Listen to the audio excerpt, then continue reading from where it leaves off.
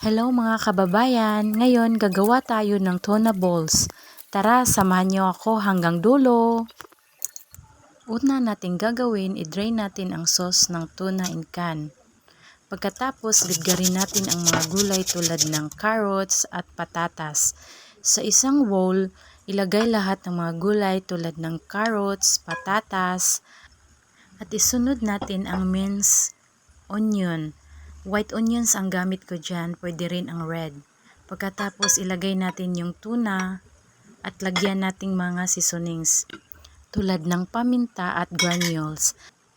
At ilagay na rin natin ang liquid seasonings. Pagkatapos ilagay ang cornstarch, i-mix lang until combine.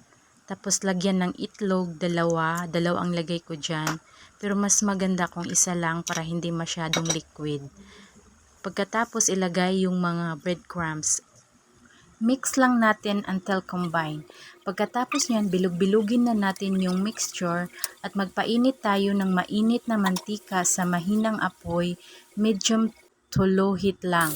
At makita na natin na medyo golden brown na yung balls natin, yan, luto na yan.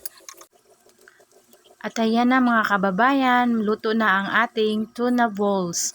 Kaya pa hinintay nyo, magluto na kayo para sa inyong mga junakis. Yun lang, bye-bye! This is Tita R TV. Thank you, bye!